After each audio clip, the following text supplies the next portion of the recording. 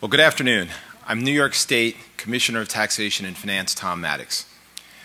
I would like to thank the committee for selecting us as a finalist for the 2011 Franz Edelman Award and to say how proud I am of the accomplishments of the department. In light of the enormous fiscal challenges facing New York, projects like this help to restore our citizens' faith that government can meet those challenges.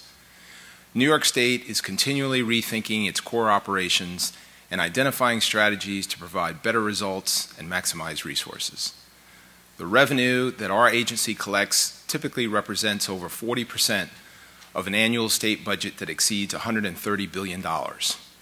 So continuous improvement is a requirement, not an option for our management team. New York State Tax has recognized that leveraging the data we have to inform the decisions that we make is key to advancing operational excellence, optimizing revenue collections, and promoting fair tax administration.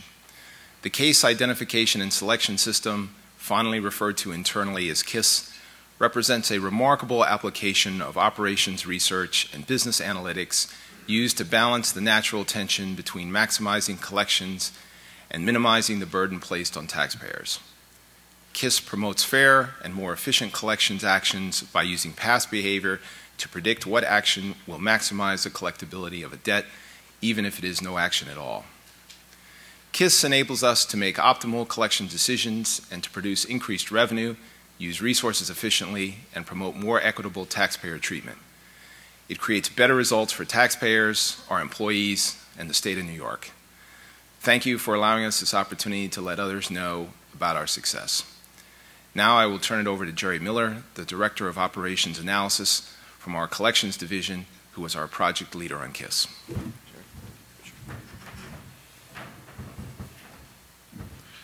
Good afternoon to all, and thanks for allowing me this opportunity.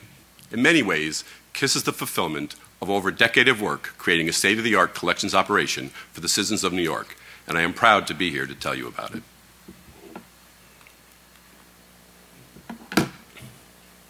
Let's start by looking at the obvious question: why operations research and business analytics? What was the problem that needed to be solved?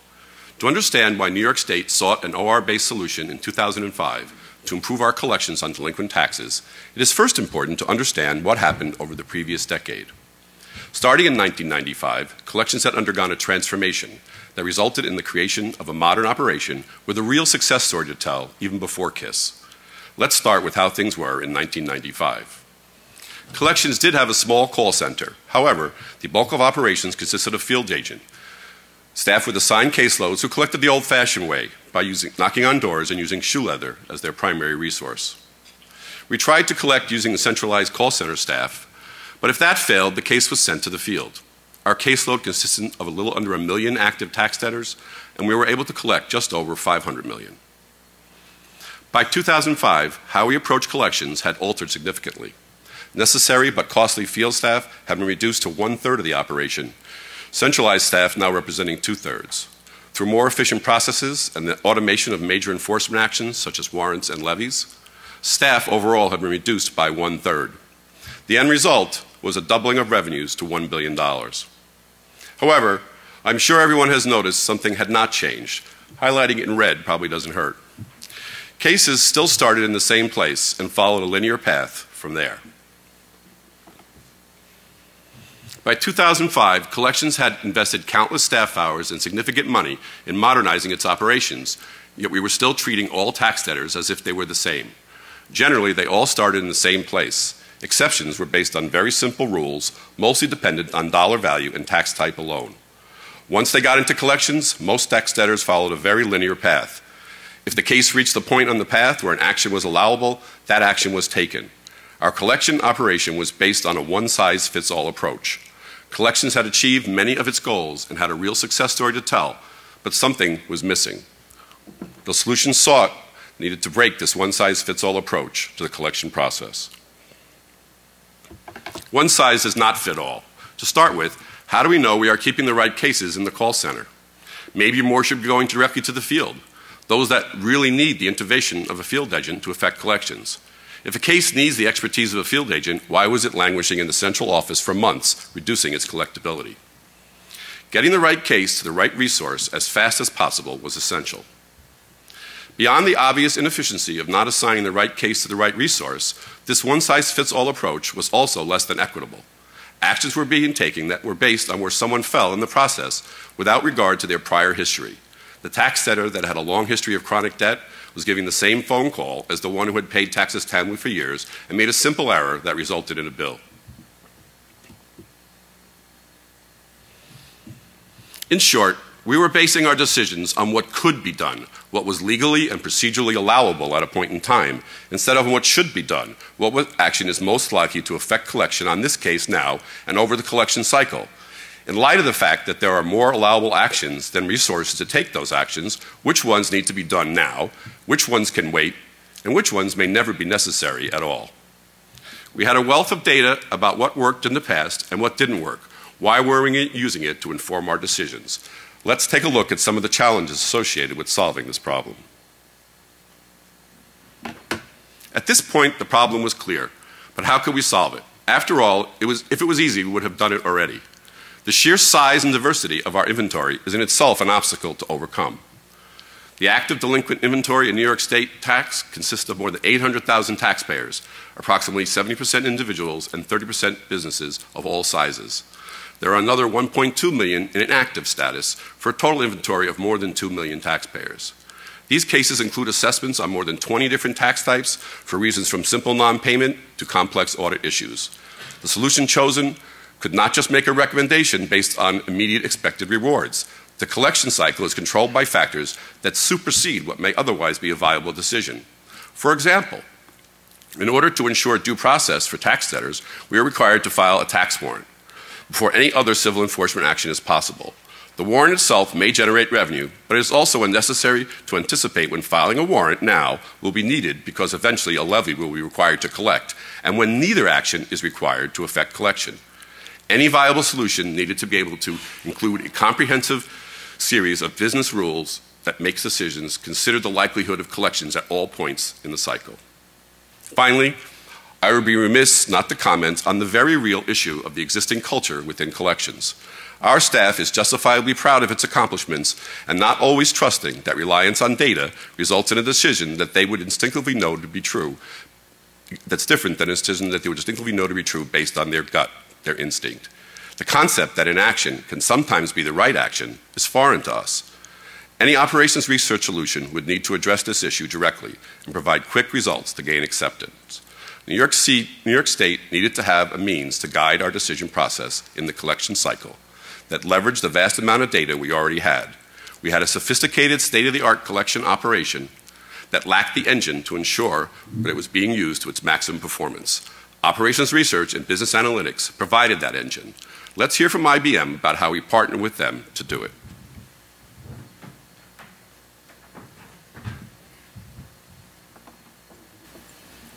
Hello, I'm Brenda Dietrich, Vice President and Fellow at IBM Research.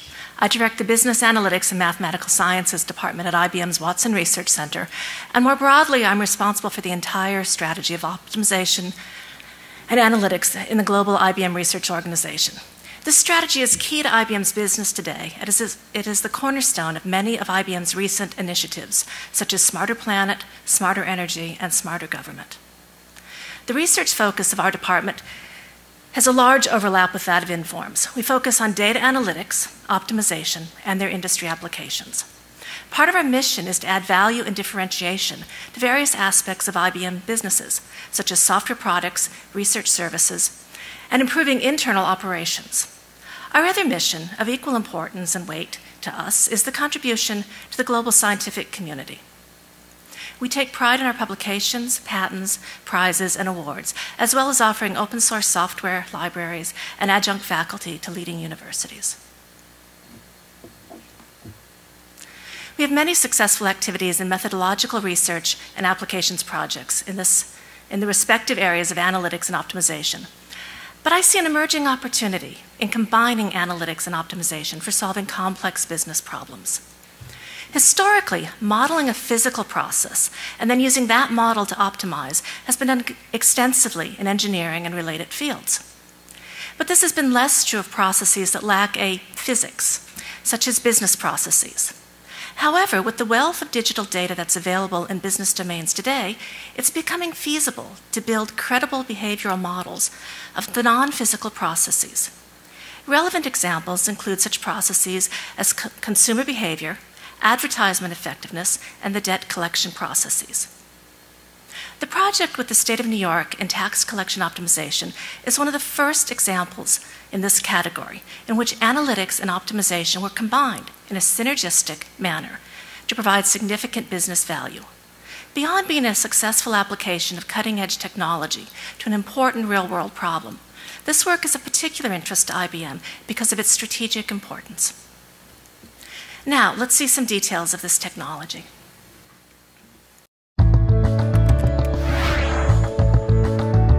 State governments and other municipalities are being challenged as never before to find new sources of revenue so they can continue delivering essential services to citizens. One potential source of revenue for governments around the world is the closing of the so-called tax gap, the difference between what is assessed and what is collected. The IBM Tax Collections Optimizer uses a unique combination of data analytics and optimization techniques to create action plans for each case. The Collection Optimizer provides a customized per-case perspective as well as a total inventory view at the same time. As case files are developed, the IBM system creates a workflow that automatically looks for the focus areas that would represent the best use of an agent's time. What is the debtor's payment history? What collection methods are they responsive to? What are the legalities? What is the potential reward based on any number of variable criteria? For example, case number 1234 is assessed by the system and has found that previous annual payments averaged $100,000, but there was no payment last year, and there is a bankruptcy alert attached to the case. The system quickly determines the best course of action is to move fast and issue a warrant so that by the time the case reaches the field agent, it would be ready for levy immediately.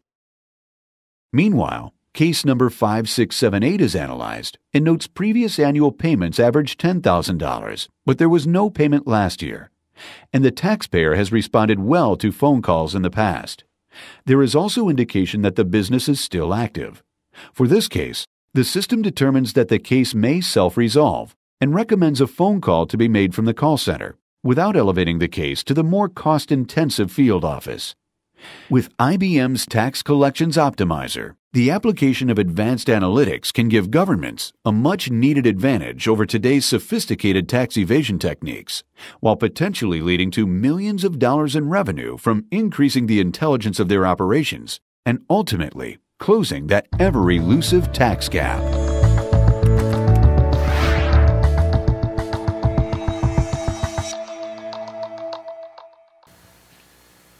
Hello, I'm Naoki Abe, a researcher and manager in the data analytics wing of Brenda's organization.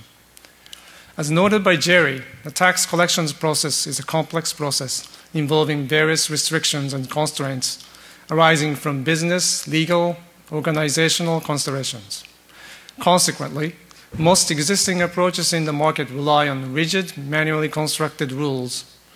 Indeed, this was the case with the legacy system in New York State. Our goal was to take this rigid procedure apart, leaving fragments of it intact wherever necessary, and automatically configure the rest of the process in an adaptive manner based on data analytics and optimization.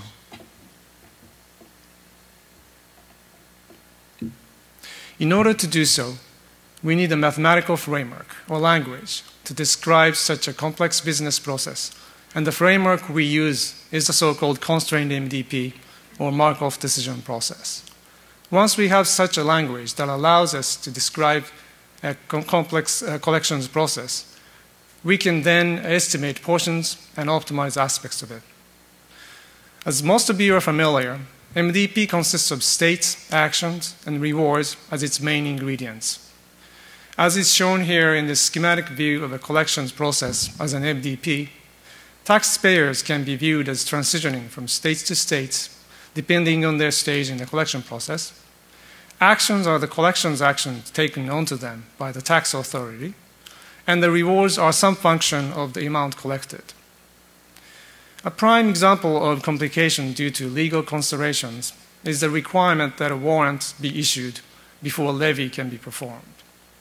Such dependencies on the collection stages can be captured naturally using the notion of states in MDP. That is, cases that have been warranted and those that have not been are in different states, and accordingly, the appropriate collection actions for them are different. Another critical aspect of MDP is the way it formulates the goal to be the maximization of long-term rewards. This may allow the system to recognize, for example, the value of issuing a warrant in a no-warranted state, even if it may not yield any immediate payoff, since it is a prerequisite to advancing to a stage in which levy can be performed. Another group of constraints are the resource constraints. For example, if a case is assigned to a district office, the case will consume resources from that district office and not from the call center. Since many of these constraints are hard constraints, we are motivated to consider a variant of constraint MDP in which all the policies under consideration must satisfy a certain set of constraints at all times. We have explained the framework. Now, how do we use it to solve our problem? A critical differentiation of our approach is a consequence of the present-day business requirement that the treatment of a taxpayer needs to be customized depending on detailed characteristics of the taxpayer. It no longer suffices, therefore, to use a small fixed number of states in a restricted state space, as it was done in some earlier works. When the state space is high-dimensional, it is unreasonable to assume that the structure of the MDP can be reliably estimated.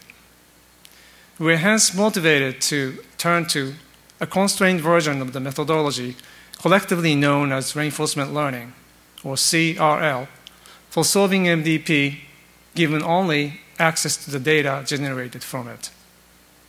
Specifically, we develop a class of CRL methods that can effectively deal with high-dimensional state space, discovering segments along the way, segments of states along the way.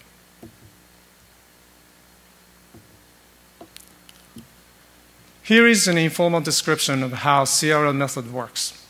The key lies in this constrained version of Bellman equation, shown in the center of the page, for estimating the expected long-term reward as a function of state and action. The idea is that the long-term reward equals the sum of the immediate reward and the long-term reward expected from the next state. If we use our favorite example, this can be paraphrased as the value of a warrant depends not only on the immediate reward it brings, but also on the long-term reward obtainable by actions in subsequent states, such as levy, subject to resource constraints. As in the original value iteration procedure for solving Bellman equation, we iterate this process each time by updating the value of R on the left-hand side using the estimated value of R from the previous iteration on the right-hand side. Note here in the schematic equation, the equality corresponds to regression or estimation, and the maximization corresponds to optimization, both over a large population. In our method, the estimation step is done by a scalable procedure for segmented linear regression, where in each segment, R is estimated using regression in terms of action variables. Thus, the procedure discovered segments in the feature space, each of which is relatively uniform with respect to the effects of actions. The estimated action effectiveness coefficients per segment are then fed to the optimization process, which determines a policy for allocating actions so as to maximize R over the population. The iterative procedure is consisting of analytics and optimization is repeated, each time performing further look ahead and improving the quality of estimation and optimization. The actual algorithm we deploy is more involved, but the basic idea remains unchanged. The quality of the models should improve through the iterative process. This includes the segmentation. The number of segments is generally different in each iteration, and the quality of segmentation will improve as the iterations proceed. Note, for example, that the segmentation in the initial iteration is optimized with respect to estimation of immediate rewards, which is clearly suboptimal. This is confirmed in empirical evaluations exhibited here. The larger graph shows how estimated rewards achieved by our method compares to New York Tax's legacy policy as a function of the number of iterations. As you can see, a significant improvement is achieved by our method, and it gets better as the iterations go on. The graph on the right shows an analogous result on a different data set from the domain of marketing. Generally, there can be a large number of segments discovered in a procedure. In the deployment in New York State, we had an order of 1,000 segments. Here is one of those segments. This segment consists of cases that are in call center and have not been warranted. There is at least one non-restricted financial source identified. Sales tax inactive indicator is on, which tends to mean that the taxpayer is going out of business. And there was no payment in the last period also. For this segment, our system allocated warrant. The fact that the segment definition includes the condition on non-restricted financial source is worth noting, since it is actually a condition for levy. This example verifies that indeed the look-ahead mechanism of our method is functioning as it is expected to. As we explained in the foregoing discussion, our method provides a comprehensive approach that integrates analytics, optimization, and rules. The engine receives as input action constraints expressed as rules, resource constraints, and training data consisting of historical state sequences and corresponding actions at multiple timestamps per taxpayer. It then performs the iterative modeling and optimization process described earlier, and finally produces as output segment and action allocation rules, which are then executed in a rules processor. Now let's hear from Sean Barry of IBM's Global Business Services on how this technology was actually deployed in New York State. Thank you, Naoki. Good afternoon. My name is Sean Barry, and I'm the global leader for risk and fraud solutions at IBM. While IBM Research provided the core analytics and optimization engine, GBS was responsible for formulating the business requirements and problem so that the research team could tackle it as a well-defined mathematical problem, and also for deploying the developed solution so that the end result would be practical and workable. The analytics and optimization engine is embedded in a scalable overall deployment and involves 10 collection actions, 19 organizations, approximately 200 features, and an order of about 1,000 output segments. In 1 week, the solution processes several million events for a few 100,000 taxpayers, resulting in action allocations for those taxpayers. The overall solution also leverages a business process management or BPM technology for process automation, work delivery, and operational performance monitoring purposes. These components help orchestrate over 30,000 automated collection actions and deliver over 8,000 pieces of collection work requiring human involvement each week. We view this solution as highly robust and in ways that may not seem immediately evident. Clearly, it requires little imagination to assume that other tax agencies face a similar business challenge. Indeed, just last week, I traveled in Southeast Asia to speak with central government tax agencies in the region, and they described an almost identical business challenge for their delinquent tax debtors. It is also easy to see how the solution could assist in the collection of other government debts, such as child support debts, and in commercial debts, such as utility bills and credit cards. We're finding, though, that constrained MDP is applicable to many other industries and business scenarios. In fact, we're presently working with a large electronics retailer to adapt this solution to optimize sales promotions that are made to its most loyal customers. Throughout our journey, what we have discovered is that many organizations face the same fundamental problem: large volumes of work, a variety of actions that can be taken to perform that work, and significant constraints, resource, legal, time, and other, that govern how that work is performed. Constrained MDP allows us to help our clients tackle this problem and substantially improve their performance. With such a robust solution, it's easy to see how it has strategic value to IBM. Many of you are probably aware of IBM's latest marketing campaign focusing on a smarter planet. At its core, our message to the world is that analytics are leading the next significant wave in business advancement. We see that the combination of business analytics and operations research with business optimization is creating powerful ways to solve the challenges of our day.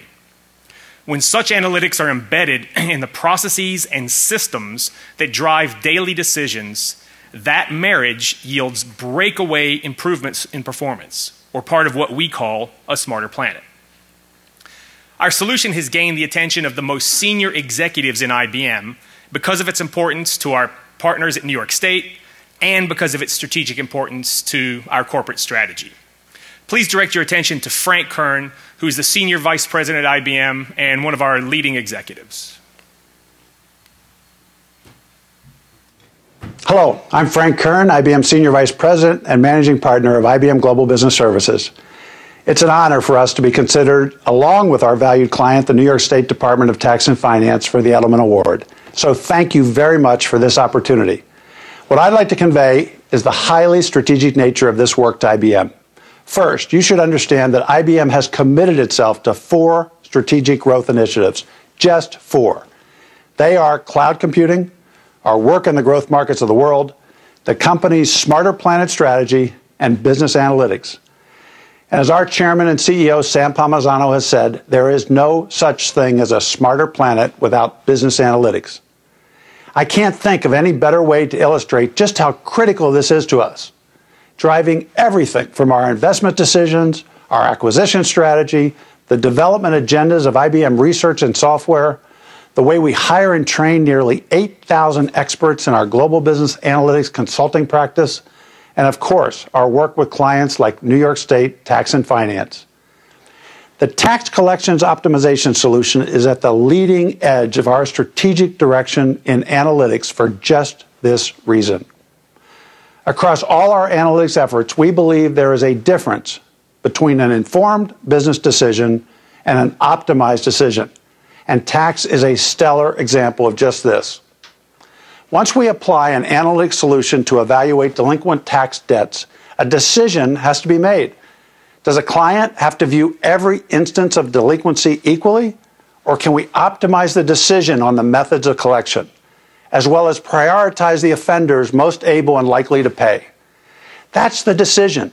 It's a difference between an optimized decision, and it's a terrific example. It's an example of, 1, the client value we can deliver via very advanced business analytics. 2, how a robust solution like this brings value available to tax agencies here, but also around the world. And 3, how a basic solution could even extend beyond public sector. It could apply in other industries. It could apply to clients in retail and telecommunications. And it can be adapted for marketing and other business challenges. There is simply nothing that is more important or more strategic to IBM than our directions in business analytics, which we absolutely do view as the foundation of a smarter planet. Thank you again for considering this solution, and thank you. We value our partnership with the state of New York.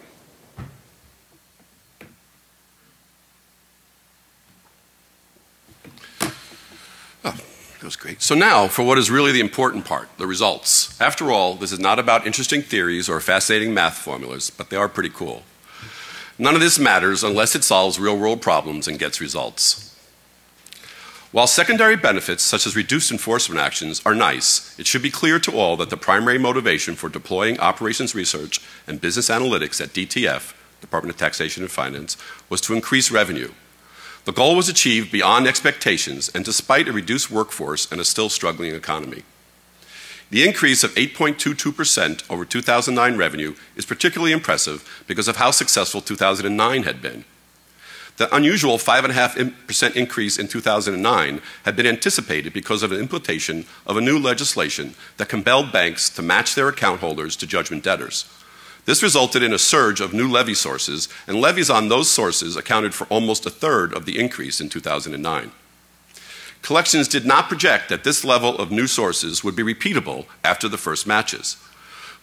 That, combined with the economic and staffing concerns already noted, resulted in a projected increase of only 3% for 2010, almost entirely because of the expected benefits of CISS deployment.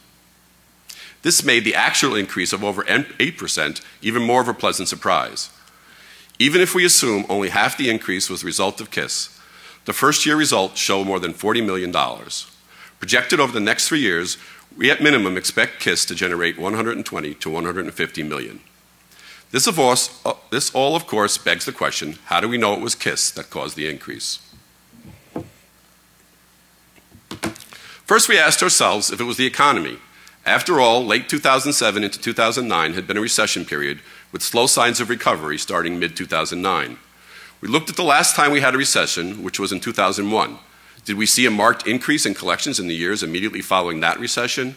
No. In fact, we saw an average year in the year immediately following and the very unusual occurrence of a year-to-year decrease in the second year of recovery from the 2001 recession.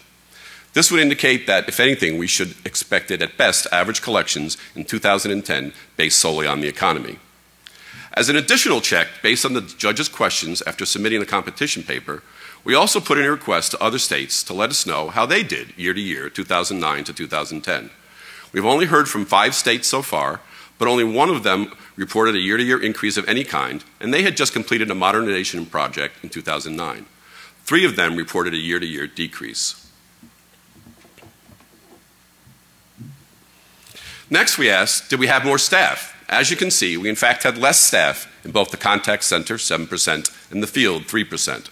So the revenue increase wasn't because we had more staff. Again, if anything, staffing numbers would lead us to expect a decrease in 2010. Besides looking at the obvious variables, another means to answer the question of was it CISS was to look and see if what we expected to happen actually did. If you recall the challenges part of my earlier presentation, one of the primary factors that we believe would result in increased revenue was getting the right case to the field faster. The sooner we are knocking on doors, the sooner some debt is collected. This has proved to be true. The average age of a case, when assigned to the field, has decreased by almost 10%. Perhaps our most important stat in the field, dollars per staff day, has increased 15% overall and more than 40% in some offices, such as our New York City Metro office. The 12% increase in field collection money has meant a $32 million in revenue. This despite the obstacle of strong mistrust of technology-based decisions by field staff. They are often not the easiest people in the world to win over. The field is where the least has changed. We had implemented a new interface as well as a new workflow process in the call center, but not in the field. The only thing that had changed was how their cases were selected, and they were selected by CISS.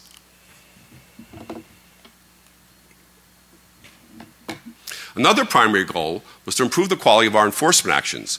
CISS recommendations to warrant and levy should yield better results from those actions than the previous methods. This also proved itself to be true. Warrants, which are an administrative lien that has the same force and effect as a money judgment, and levies, which are a legal notice that requires third parties, such as a bank, to turn over funds that belong to a debtor, are our 2 most effective and widely used civil enforcement actions. Respectively, they account for over $250 and $150 million in revenue each year. These actions have been done predominantly based on an automated selection process since 2003. What changed was the selection process used. In terms of warrants, there was no other change to the process other than CISS that would account for the significant 13% year-to-year increase. As for levies, as I have noted before, 2009 was our most productive year ever for levies. In light of this, the 7% improvement over that, what had been our previous high, is even more remarkable. One hoped for but not purposely denied aspect of applying CISS to the assignment of cases and specific actions was reduced need to take our most serious enforcement actions.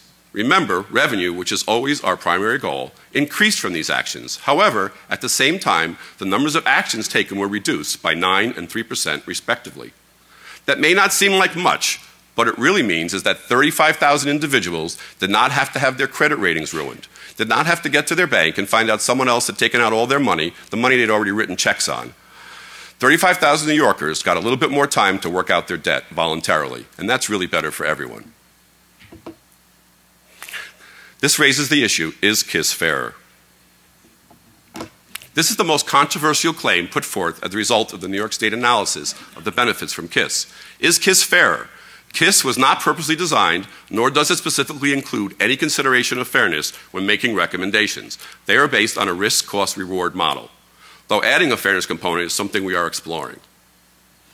We do submit, however, that the end result of implementation of CISS so far has been a fairer system of selecting what case goes where and what actions occur. In the past, selection for enforcement action was based solely on what was allowable.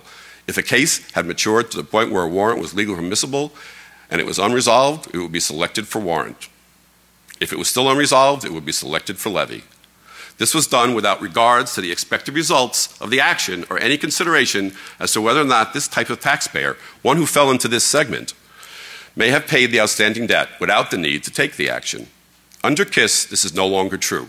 What is allowable no longer equals what is done. Indeed, it is now common for many cases where the allowable action is warrant or levy to receive a different recommendation and follow a new path. If this path leads to collection without enforcement action, everybody wins. So, bottom line, what's changed? How has operations research and business analytics changed in New York State?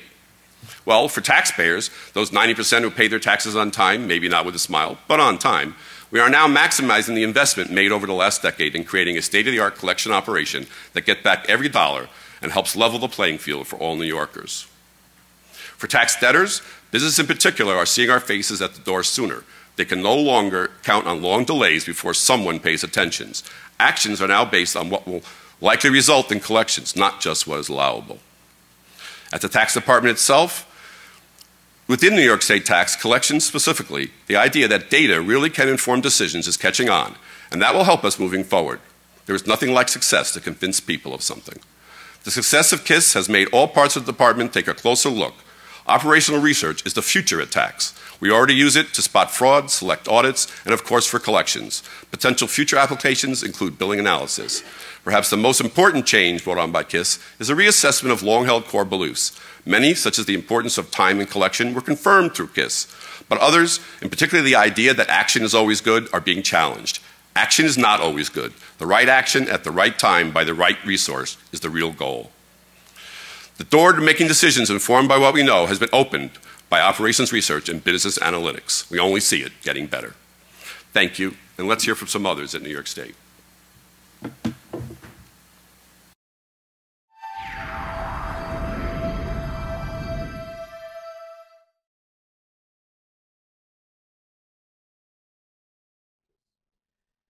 Before CISS, our case movement was in a linear fashion. It would go from step A to step B to step C. Although the technology that had been used here was doing the best job it could to identify cases that should be worked, but the technology lent itself to a more linear path. Every case came into the call center and it was selected for a telephone call. It was selected for a warrant. It was selected for a levy. So collection action moved along in very linear fashion. The most obvious benefit of CISS collections is using our resources as efficient as possible, especially in this era of fiscal constraint and concern. We've noticed in the field a major uptick in our revenue. We've also noticed an increase in our dollars per staff day, and the inventory has gotten there. And it's allowed our field agents to get to the case more immediately. There has been a decrease in the number of collection techniques, either warrants, levies, income execution, but an overall increase in the revenue stream off of those techniques. By looking at the whole picture, then CISS, the optimizer, is making a determination on what should happen to the case next. A lot of people have asked me what I think about the new CISS system, and what I tell them is that it's a major step forward, at least from the perspective of my office. As the taxpayer rights advocate, one of the things we deal with very often is helping people to pay their tax liabilities but doing so in a manner that imposes the least hardship on them in the collection process. And that's what CISS Collections is really all about. It's taking a look at the overall population and making decisions around how best to deploy our resources. What we're really looking to do is what's the optimal, what's the best thing to do today. The technology that CISS brings to it is that not what you could do to a case, but what you should do with a case. CISS makes these determinations. Thank you. We're available for questions. Thank you.